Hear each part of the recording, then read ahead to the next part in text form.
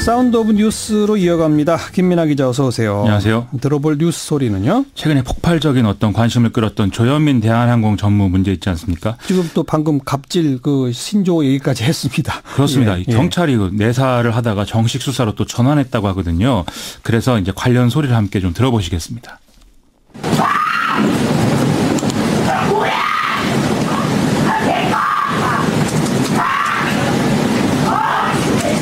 조 전무는 보통 일주일에 2-3번 정도, 기분이 좀 좋을 때는 일주일에 1-2번, 무슨 통과 의례처럼 항상 고성을 지른다고 들었습니다. 그래서 본사 근무했던 사람들은 대부분 다 알고 있고요. 어디서 누가 소리를 지르면 다 들리는 구조로 돼 있어서 한쪽에서 소리를 지르기 시작하면 6층 전체가 쥐죽은 듯 고요해지고 서로 눈치만 보는 그런 상황이 되는 거죠. 피해자인 저는 아직도 극심한 고통에 시달리고 있습니다.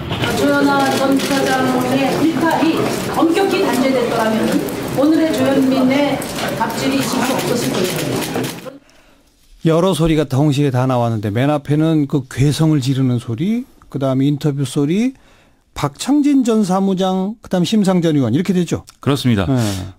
오늘 아침에 CBS 라디오 김현정의 뉴스쇼가 연결한 이제 대한항공 전 직원의 목소리도 이제 말씀하신 대로 들어 있었는데요. 예. 박창진 전 사무장의 경우에는 최근에 자신은 정의당원이다 이렇게 밝힌 바 있습니다.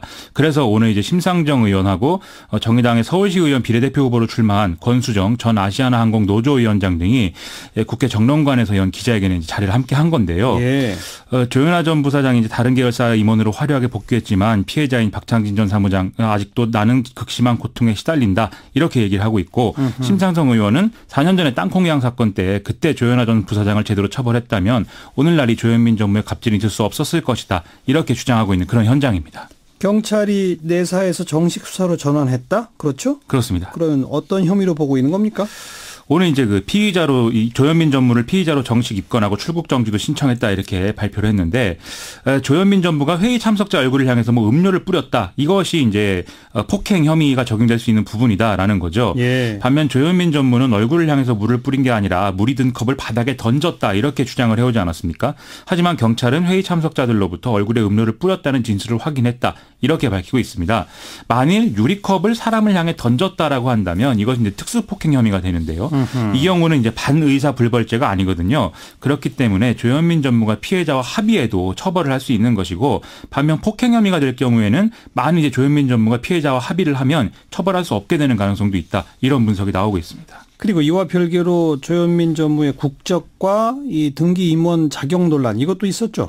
그렇습니다. 오늘 기자회견에서도 이 얘기 나왔는데요. 심상정 의원은 조현민 전무가 미국 시민권자임에도 국내 항공사 진에어의 등기 임원으로 이제 등록이 되어 있는 거에 대해서 진상규명이 필요하다 이렇게 강조했습니다. 현행법을 보면은 임원 중에 대한민국 국민이 아닌 사람이 있으면 항공운송사업 면허의 결격사유에 해당한다 이렇게 규정이 되어 있다는 건데요. 네. 이에 대해서 국토교통부는 조사에 착수한 상황이고 이 사실관계 확인을 요구하는 공문을 진에어와 대한항공 측에 발송할 예정이다 이렇게 보도가 나오고 있습니다. 그리고 또 이 조현민 전무 등의 아버지인 조향호 한진그룹 회장의 배우자 즉 어머니 이명희 이루재단 이사장의 갑질 의혹도 새롭게 불거지고 있네요. 오늘 머니투데이가 2011년에 3개월간 이제 이명희 이사장의 수행 기사로 일했다는 모 씨의 피해 사례 이것을 보도를 했는데요.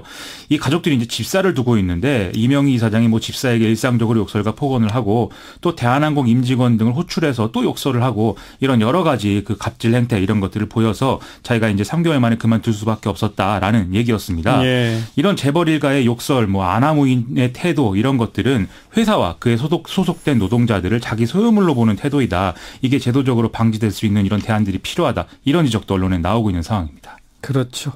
자, 다음 뉴스요. 삼성전자 서비스가 8,000명 규모의 하청 노동자를 직접 고용하기로 노조와 합의했다는 소식입니다. 최근까지 대기업들은 비정규직 직접 고용 문제의 해법으로 자회사 설립을 한 후에 여기 이제 무기계약직의 고용 등을 이제 제시를 해왔는데요. 예. 삼성전자 서비스는 협력사 직원들을 아예 직접 이제 고용하기로 그렇게 합의를 한 것입니다. 특히 이번 합의에는 회사가 노조를 인정하고 합법적 노조 활동을 보장한다 이런 내용도 포함이 돼 있어서 삼성의 무노조 경영 80년 역사가 막을 내리게 됐다 이런 평가도 나오고 있습니다. 상당히 중요한 변화. 당연한데. 그렇습니다. 왜 이랬을까요? 지금까지 대기업이 이제 그 하청 노동자를 직접 고용한 경우를 보면은 법원 판결이 그렇게 하라고 나와서가 대부분이거든요. 예. 근데 이 삼성전자 서비스는 그렇지도 않은데 이제 결단을 한 거여서 배경이 뭐냐 여러 가지 분석이 나오고 있습니다. 결국은 이재용 삼성전자 부회장의 의사가 반영된 것이다라는 게 중론인데요.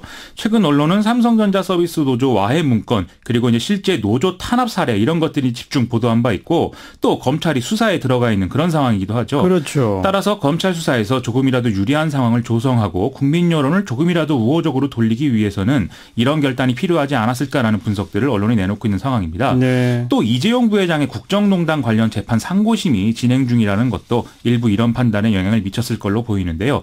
무엇보다도 이 삼성에 소속된 노동자들이 끈질기게 노조할 권리를 주장한 것도 이게 이제 성과로 이어졌다라는 사실도 좀 빼놓을 수 없는 부분인 것 같습니다. 그게 핵심이죠. 그렇습니다. 그 삼성전자 반도체 피해자 문제 아직도 완전 해결되지 않았잖아요. 백혈병 가지고요. 그렇습니다. 이 지난 2월에 법원이 삼성전자 반도체 온양 공장에서 백혈병으로 숨진 이모 씨 사건에 대해서 이 공장 작업 환경 보고서를 공개하라 이렇게 판결했거든요. 네. 그래서 이를 근거로 고용노동부는 기흥과 화성 공장에 대해서도 이 보고서 공개를 결정을 했었습니다. 하지만 삼성은 이 해당 보고서에 핵심 영업 비밀이 담겨 있기 때문에 공개할 수 없다라면서 행정 심판을 제기를 하고 또 중앙행정심판위원회에 이 집행정지 심판을 또 같이 요청을 했는데요. 예. 오늘 중앙행정심판위가 집행정지 신청을 받아들여서 그래요? 행정심판에서 결론이 날 때까지 보고서 공개는 보류가 된 그런 상황입니다. 아, 절차가 참 복잡하군요. 복잡합니다. 다음 뉴스는요. 남북 정상회담이 열흘 앞으로 다가왔는데 임종석 비서실장이 기자간담회를 통해서 이 준비 상황들을 쭉 밝혔습니다. 임종석 비서실장은 내일 의전 경호 보도 관련 2차 종합실무회담에서 상당 부분 논의의 진전이 있을 것이다 이렇게 설명을 했는데요. 예를 들면 남북 정상회담은 생중계를 할지 또 회담 이후에 이 김정은과 문재인 대통령 사이의 어떤 공동 기자회견 이런 것들이 진행이 될지 등등을 내일 결정한다는 것이죠. 네. 우리는 당연히 두 가지 모두 하는 쪽으로 좀 선호를 한다 이런 의견을 전달한다고 하는데요. 만일 실무 협의에서 난항이 생기거나 또 합의 수준을 좀 높여야 될 필요가 있을 경우에는 언제든 서훈 국가정보원장이나 정우영 청와대 국가안보실장이 평양을 방문할 수 있다 이렇게까지도 밝히고 있습니다. 그리고 정상 간의 한라인 설치는 뭐 며칠 날 된다는 얘기가 나오던데요. 임종석 비서실장이 정상 간 한라인은 실무적으로 20일께 연결될 예정이다 이렇게 밝혔습니다. 한라인이 설치되는 장소는 당연히 이제 양측 정상이 이 평소에 직무를 하는 이런 공간이 될 예정인데요. 다만 정상 간 통화가 언제 처음 이제 될지는 확정이 안 된 상태라고 합니다. 네. 정상회담의 의제는요? 한반도의 완전한 비핵화, 항구적 평화정책, 획기적 남북관계 개선 이런 이제 핵심 의제들에 좀 집중한다 이런 계획인데요.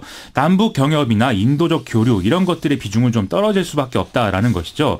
이것은 이제 이번 남북 정상회담이 북미 정상회담으로 가는 길잡이 역할을 해야 되기 때문인데요. 예. 임종석 비서실장은 정상회담 장소가 판문점 남측 지역의 평화의 집이라는 사실도 강조를 하고 있습니다. 북한의 최고 지도자가 최초로 군사분 개선을 넘는다 이런 의미에 더해서 앞으로 남북으로 가는 정상회담과 별개의 판문점 회담이 정례화될 수도 있다 이런 얘기인데요. 그렇죠. 그렇게 되면 1989년 미국과 소련의 이제 몰타 회담이 냉전의 재기틀을 만든 것처럼 판문점 회담이 북미 문제를 푸는 계기가 될 수도 있다 이렇게 얘기를 하고 있습니다. 다음 뉴스 짧게. 정부가 0세에서 5세까지 아동 252만 명 중 95% 이상인 240여만 명에게 9월부터 매월 10만 원씩 아동 수당을 주기로 했다는 것입니다. 예. 이것은 이제 2인 이상 전체 가구의 90% 이하에만 지급하도록 야당이 요구해서 아동수당법이 제정된 데 따른 것인데요. 그렇죠. 보건복지부 발표를 보면 소득 인정의 3인 가구 기준 1,170만 원 이하인 경우에 이것을 신청해서 받을 수 있다라고 하고요. 기준은 내년에 다시 정할 예정이라고 합니다. 네. 여기까지 수고하셨습니다. 고맙습니다. 김민아 기자였습니다.